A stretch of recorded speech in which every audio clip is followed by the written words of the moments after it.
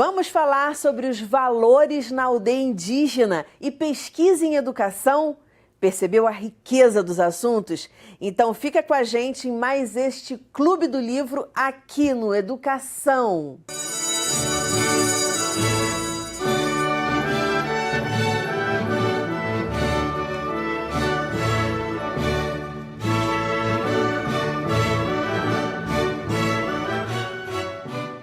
Meus convidados são a escritora e arquiteta Gabriela Savini Zubelli e o professor de Sociologia do Colégio Ogamitá, Pedro Barbosa. Muito bem-vindos ao programa. E acho assim bacana as coisas que acontecem aqui no Clube do Livro, aqui no Educação, que existe uma sincronicidade. Hoje, Gabriela trouxe um livro que tem tudo a ver com os costumes indígenas. Queria que você contasse um pouquinho com o professor do Colégio Ogamitá, que é um colégio que valoriza muito a cultura indígena e já esteve aqui no programa, inclusive. Vamos falar sobre tudo isso hoje. Você e o seu marido escreveram uma coleção de livros. Mostra ali para a câmera. Que coleção é essa? Então, essa necessidade que a gente teve, que a gente sentiu, a tribo da Lakota. Uhum. Surgiu depois que a gente teve o nosso filho e a gente começou a sentir a necessidade de gerar um conteúdo que trouxesse virtudes, valores e ensinamentos. Uhum. Então, é um boxezinho com 5 livros e aí a gente vai mostrando um por um pra gente. Como é que foi essa divisão de 5 livros? São 5 temas diferentes? Ou era muita história e não cabia num só? Não, na verdade, assim, a gente criou a ideia de trazer 4 personagens. Coloca aí. Eu consegui encaixar. Então, são 4 animaizinhos. A Lakota Lobinha, que ela traz a questão da lealdade. Cada animal vai trazer uma virtude e um valor. Uhum. Então, ela traz a questão da lealdade, do ser professor, do ensinar, do aprender. Olha que gracinha! O poder da individualidade ao mesmo tempo do coletivo. Que tem que ter um equilíbrio aí, né? Já o Tatã, que é o búfalo, ele traz o ensinamento sobre ancestralidade, sobre respeitar os mais velhos, sobre saber agradecer, né? A Gola, que é o ursinho, ele já traz a importância da amizade, da generosidade, da lealdade. Muitas virtudes que são importantes, né? A gente ter consciência dela, desenvolver. Uhum. Porque acho que virtude é isso, a gente desenvolve, não aprende. O professor concorda comigo? Sem dúvida. Boa pedida para a sala de aula. Boa pedida. Ainda mais lá, né? E a escola como um lugar importante de socialização, né? Uhum. E de aprendizado, de vivência, do companheirismo, do respeito. Pontos que os livros abordam, né? Isso seria o 5º livrinho, né? O 4º seria a águia, que aí traz o poder da visibilidade, do olhar, as questões por um outro ponto de vista. Ótimo. E o 5º, aí a gente apresenta os 4 personagens, e o 5º seria a integração desses 4. Aí eles sempre partem numa aventura e vão buscar alguma questão, algum ensinamento, né? Desvendar aquele problema e depois trazer a solução e o que aquela questão trouxe como ensinamento. Então, esse daqui já traz uma historinha já mais narrativa. Então, eles vão para uma aldeia e lá eles descobrem que acontecem algumas questões e eles percebem que tem um problema, eles querem resolver porque as crianças, os adultos não estão mais olhando o coração. Então, a ideia é que eles descubram o porquê disso, né? E tragam o ensinamento desse resgate do coração, né? Para não ficar só na questão do mental, ter o equilíbrio do mental, do emocional e da ação. Isso é fundamental. Vou falar um pouquinho aqui das tradições indígenas que o colégio lá valoriza bastante e que você traz no teu livro. Quer dizer, Lakota é uma tribo indígena norte-americana. Foi ali que você foi buscar a tua inspiração. E eu queria que você falasse um pouquinho a respeito dessa construção. Como é que foi essa construção? Você teve muita pesquisa? Você sempre gostou de pesquisar os costumes indígenas? O que a gente precisa resgatar, aprender com eles? Vamos entrar nesse mundo aí que a gente fala tão pouco. Acho que pouco na escola, pouco na vida. Então, a gente teve essa ideia quando nosso filho nasceu, né? E a gente começou a perceber que existia muita literatura focada só num descritivo das coisas, né? Essa primeira literatura dos 0 aos 7 anos. Então a gente começou a perceber que a gente queria trazer virtudes, valores, ensinamentos para a criança, seja de uma maneira, né, escrita ou a forma visual. Então, assim, a sensação é que faltava um pouco esse conteúdo, mais que trouxesse uma questão do coração, né, do viver. E não só do pensar. Então a gente começou a resgatar. A Lakota, ela foi a que a gente construiu a primeira personagem, e ela trouxe essa questão dos outros animais e de todo o simbolismo, né, que a gente resgata pelos índios norte-americanos, né? Uma questão de voltar aos valores, respeitar a ancestralidade, buscar olhar as coisas de um outro ponto de vista. Então, construir a personalidade com valores e conseguir disseminar esses valores. E o quanto isso pode ser, eu fico pensando, né? O quanto isso pode ser importante trabalhar na escola, por exemplo, a questão do valor de se viver em comunidade, né? Acredito que apareça aí bastante, porque o quanto isso também é revolucionário, no sentido que vai de encontro aos valores que estão hoje presentes na nossa sociedade e que, de uma certa maneira, acredito que acaba resvalando nas produções para esse público, né? Então, livros que valorizem a competitividade, uma não importância à ancestralidade, a viver em comunidade, né? Esse sentido coletivo da vida. Então, tem um ponto até mesmo revolucionário, digamos assim, né? De abrir os olhos para valores que são da cidadania, acredito, né? Sim. Hoje. Humanos. Sim. Né? De humanização, quando a gente fala humanos, de humanização.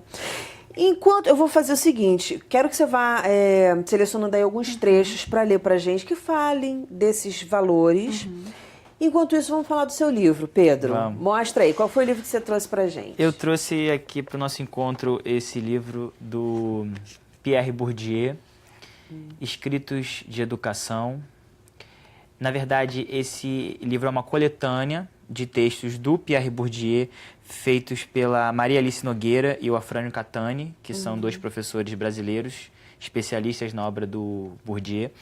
E o Bourdieu, ele é um sociólogo super importante, né? Ele tem uma produção muito grande no século XX, ele nasceu em 1931, morre em 2002, e ele escreveu sobre muita coisa, sobre mídia, sobre machismo, sobre educação, né?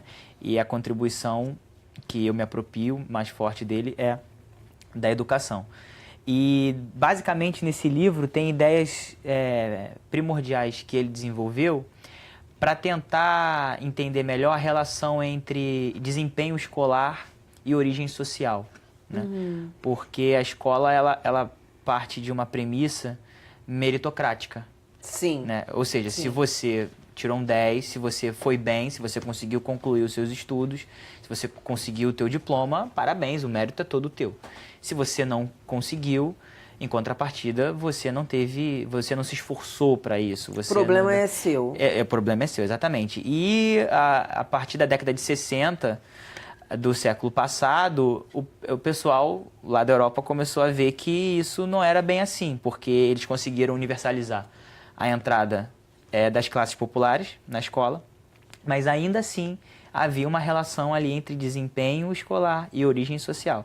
E o Bourdieu atentou muito para a questão cultural, né? Ele fala de um capital cultural que a gente traz conosco quando a gente entra na escola, ou seja, toda uma bagagem cultural, com certeza, de com valores, Sim. Que a gente aprende na família, né? Então, Claro. quando a gente já... Costumes, hábitos, Sim, é isso. leituras de mundo. É isso, exatamente. E aí, quando a gente entra na escola, a gente já traz isso conosco. E o ponto é como é que a escola lida com isso. será que a escola respeita a todas essas diferenças culturais? Né? Será que a escola traz esses valores da ancestralidade, da importância de se viver em comunidade, Perfeito. ou não? Né? E aí o que o Bourdieu vai afirmar é que a escola, na verdade, ela privilegia um certo tipo de relação com a cultura. Claro. Relação essa que é percebida nos A meios dominante. mais abastados da sociedade. Então Ela vai servir aí como um instrumento de reprodução, sem dúvida. né, e de dominação. É até o livro, um dos livros mais famosos dele, que não é esse, dele com Jean-Claude Passeron, que é outro pesquisador, que se chama A Reprodução. Né? A escola, na verdade, ela não vai... ela vai justamente não atentando para essas outras culturas, digamos assim, para essas outras bagagens, ela vai privilegiar um certo tipo de relação e vai contribuir cada vez mais para essa lógica do dom, né? Se você vai bem, você nasceu com isso, né? É seu isso, você é muito estudioso, você é muito inteligente, quando na verdade isso tudo é aprendido, né? Quer dizer, desvirtuando aí conceitos, desvirtuando valores, né? O que é o dom? Na verdade, eu acho que não é nem desvirtuar, eu acho que é privilegiar. Mas quando diz, por exemplo, não sei se você concorda comigo, foi a leitura que eu tive ao te ouvir. Quando se diz, o dom, você teve o dom, por isso você é vencedor, você nasceu com isso, você está desvirtuando a palavra, o que é dom, porque na verdade não é o dom, foi um privilégio que o cara teve ao nascer numa determinada classe social e por conta disso absorver melhor os conteúdos dessa escola que reproduz essa classe social que é dominante. Eu acho que se torna um privilégio quando a escola privilegia. Né? Por si só não é um privilégio. Claro. Por si só não é um privilégio a criança ir todo final de semana ao museu, por exemplo. Mas a partir do momento que isso é visto pela escola como uma prática boa, né? O hábito de leitura. Uma criança que chega na escola com hábito de leitura, isso a escola adora, né? Mas é aquela criança que não tem esse hábito. Né? Como é que a escola lida com isso? Um viés assim super abordado pelo Bourdieu, que a gente percebe muito, né, no dia a dia escolar mesmo, é a questão da linguagem. Né? Como é que a linguagem é um ponto fundamental que diferencia as pessoas. Né? Então, a linguagem que é falada nas escolas, predominantemente, pela análise do Bourdieu, é aquela linguagem professoral. Né? Uma linguagem que quem tem acesso àquilo, quem vai entender melhor, é quem faz parte da classe média, quem faz parte da elite. Então, a diferença, essa violência simbólica que o Bourdieu fala, ela começa já no bom dia. Né? E a partir dali você pode perceber uma série de ações, de práticas que podem contribuir para essa reprodução. Gabriela, então vamos fazer aí um bate-bola, porque tem tudo a ver. Parece que não tem nada a ver, mas tem tudo a ver. Quando a gente começa a falar, né? Vamos ouvir as vozes, então, do que essa tradição indígena tem para trazer para a gente, e para gente, ou para a gente, quer seja para a gente relembrar, quer seja para a gente efetivamente aprender. Você separou alguns trechos aí. Separei alguns, separei esse aqui, que é a questão da gente trabalhar na criança o poder que ela tem, né? Dela descobrir as potencialidades dela, os valores que ela já carrega dentro dela, né? Conseguir equilibrar o que está desequilibrado, trazer para o equilíbrio, né? E reconhecer o que ela já tem, o que ela já pode usar, né? Para essa potencialidade que ela já tem, né? Que na escola, geralmente é assim, e deve ser uma crítica dele também. Só o professor sabe, vocês não sabem nada. O professor então, valorizar a criança, ouvir a criança. O professor ocupando aquele lugar de detentor do saber absoluto, só o professor fala e a criança só escuta. Porque a gente escuta muito assim, que o professor sempre fala que ele aprende em sala, né? Muito. Só que muitas vezes a criança não sabe disso, não sabe que ela está sendo uma própria ferramenta de ajudar o outro a se melhorar, né? A se construir, a aprender. Então, a gente traz também essa questão da criança conseguir identificar os problemas, mas ela buscar a solução. Ela não deter isso simplesmente só na figura do adulto ou na figura do professor. É a construção da autonomia, né? Perfeito, perfeito. Ela conseguir por ela saber que ela tem a capacidade no nível dela de buscar a solução, né? E realizar realmente o que ela está se propondo, né? Lembrei do Piaget agora, você falou de autonomia. Sim. Piaget Constituição falando... da autonomia. E essa questão que você falou da valorização da cultura, né, da criança, dos pontos positivos, né? Aí a gente fica se perguntando como a criança se sente estudando numa escola que não valoriza a cultura que ela traz de casa, que ela traz do bairro, que ela traz da rua.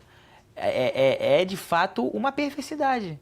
Porque diariamente ela vai sofrer com aquilo. Sim. Né? A música que ela escuta, as conversas, a forma dela se expressar, a forma dela ver o mundo não é em nada, tô levando ao extremo, Sim, né? claro. Não é em nada abordado pela escola, né? A maneira como se organiza um currículo, por exemplo, o que você ensina Sim. e o que você aprende, né? Enquanto professor.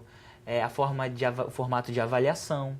E aí, essa obra que ela traz pra gente é super interessante nesse sentido, porque o que a gente sempre discute e fala aqui no Clube do Livro é que a literatura, ela é um instrumento também de identificação. Quando você se identifica, fala assim, caramba, isso aqui está sendo dito, caramba. Então, assim, poxa, eu tenho poder, poxa, minha sabedoria é importante. Eu posso solucionar os meus problemas. Olha, também o empoderamento que a gente dá para a criança. Continua. Aqui, continuando isso, vinculando com o que você falou, a questão de se curar, né? Então, da criança entender que ela tem a capacidade também de se curar no sentido de resolver suas questões internas, Perfeito, seja perfeito. emocional, seja mental, seja espiritual. Então, assim, dela entender que ela pode ser a própria curadora dela, de resgatar isso internamente e entendendo que pode ser um material muito assim trabalhado em sala de aula ou em casa com os pais, né, trabalhando essas virtudes de uma forma que esses valores realmente sejam plantados, né? Essa parceria entre família e escola é muito necessária. Total. Para tudo. Completamente. E assim, e outra coisa é a questão da forma, né? Então assim, a gente criou os personagens, né, bem amigáveis, né, para a criança poder interagir. Fofos. Então essa questão primeiro a criança sabe, por repetição, ter os personagens como heróis e que elas possam repetir essas virtudes, esses valores que estão sendo mostrados aqui, né? E a outra questão é trabalhar junto com os pais as questões que acontecem no dia a dia para que isso possa ser construído de uma forma mais concreta. Sim. Quer dizer, um trabalho que eu acho que tem que ser em parceria aí na família também. E por último, o que você separou aí? É isso, eu já tinha falado, né? A questão do ensinar e do compartilhar. Essa sabedoria compartilhada, que é o que a ancestralidade traz, né? Você valorizar os mais velhos, os ensinamentos que são passados de geração a geração e que isso seja realmente valorizado e respeitado. Como está faltando ambiente colaborativo em sala de aula, é super importante, não é, professor? Sem dúvida. Para promover o ensino-aprendizagem de todos, inclusive do professor. Como essa relação família-escola é algo fundamental para que o aluno aproveite esse momento de estar na escola. Acredito que a gente está vivendo um momento muito conturbado nisso, né, dessa relação entre casa e escola, e é fundamental assim, ser uma relação de afeto, ser uma relação de parceria, ser uma relação de diálogo, ser uma relação de confiança, né? Todos esses valores positivos, eu acho que a gente tem que tentar, não é fácil, mas a gente tem que tentar incorporar na nossa prática de ser escola. Perfeito, perfeito. Porque é fundamental, às vezes eu escuto aqui, muitas vezes, médicos. Ah, mas poxa, é tão bom quando a gente tem um diálogo, por exemplo, com a fono do menino ou da menina, com o professor. Esse diálogo, eu acho que na educação, todos têm que estar envolvidos, né? Nesse papo, na verdade. Todos. E é fundamental, assim, quando o estudante é atendido por fono, por qualquer psicólogo. A escola precisa ter acesso a esse profissional, porque aquela pessoa não é só aquela pessoa no momento que ele está dentro da escola. Sim, claro. Ele frequenta outros espaços, ele tem todo um sistema complexo de quem ele é, da cultura dele, dos valores. A escola precisa entender isso, procurar entender. A gente ainda tem uma visão muito cartesiana das coisas, né? Demais. Cada um no seu quadrado. Né? Então, acho que e isso fica muito claro quando quando eu ouço aqui experiências de famílias que conseguem fazer isso, fazer essa interlocução, dá muito certo. E aí, como é que a gente ensina valores de, por exemplo, colaboração, que a Gabriela estava falando aqui, se a gente não pratica? E é interessante você falar isso, porque eu, sendo arquiteta, né, trabalhando com acessibilidade e inclusão, a gente visualiza isso como material também que possa futuramente, né, levar para as escolas um material que traga inclusão. Então, falar para as crianças sobre linguagem de sinais, sobre linguagem escrita em braille. Então, trazer outros valores, né? Produzir um material futuramente com audiodescrição, com uma narrativa, e que a gente consiga levar para essas crianças esses valores e esses conhecimentos, não para as crianças com deficiência, estou falando assim, para produzir todas. Um material para a pessoa com deficiência, mas produzir também um material para que as crianças saibam que é um braille, que é uma linguagem de sinais. Então, assim, de uma forma poder integrar, né? Integrar esse conhecimento e que elas cresçam com esse conhecimento, né? Até para que elas entendam que, assim, você falou na deficiência, né? Que aquele sujeito é deficiente no aspecto, mas tem outros aspectos que ele tem potencialidades absurdas e que ele pode ensinar para o grupo também. Isso é um desafio super atual da educação, eu acho também. Lidar com esse diferente.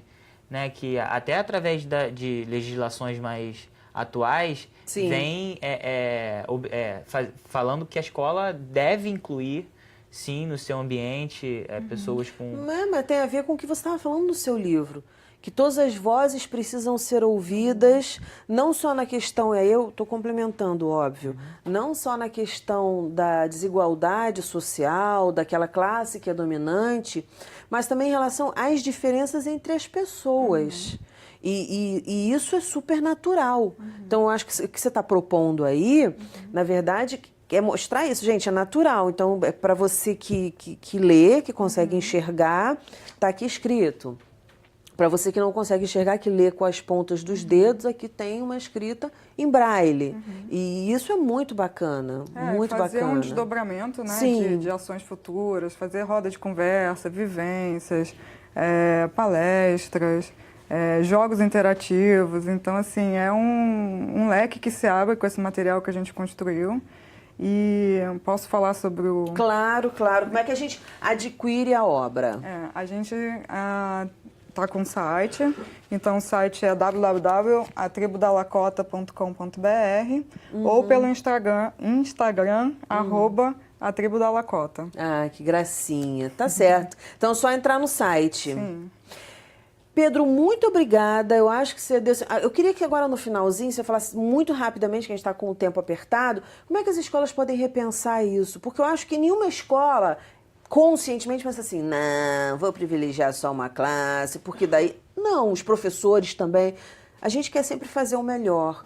Qual é a dica que você deixa nesse sentido? Então, você tocou num ponto essencial, né? Não é essa coisa perversa assim, vou privilegiar tal classe, né? Tudo é muito sutil, né? Claro. E complexo, como é o mundo social, que a gente sabe.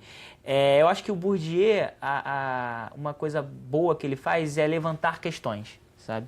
Só o fato da gente estar discutindo aqui, né? Só o fato da gente levar esse tipo de reflexão para dentro da escola faz com que a gente fique mais atento a práticas seculares, entendeu? E então eu acho que é fundamental, o primeiro passo é isso, é prestar atenção que essas questões existem. Ótimo. E o segundo passo é, a partir da especificidade de cada realidade escolar, como é que a gente pode tentar diminuir essa violência simbólica, digamos assim, que a gente pode acabar fazendo através do currículo, da avaliação, não privilegiando aqueles estudantes que têm algum tipo de deficiência, né? E por aí vai. Perfeito, perfeito. E deixo aqui uma outra dica, a dica da escuta. A gente ouve muitas coisas, mas escuta poucas.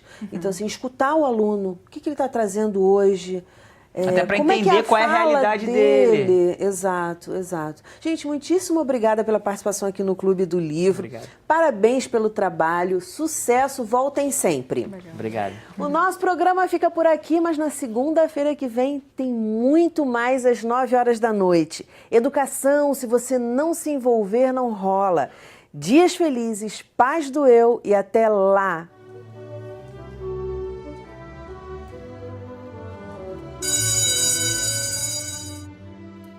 Sérgio Caparelli, 30 fábulas contemporâneas para crianças. Uma ovelha certa vez foi levada a julgamento no Tribunal dos Lobos, acusada de ter roubado a lã que traz no próprio corpo.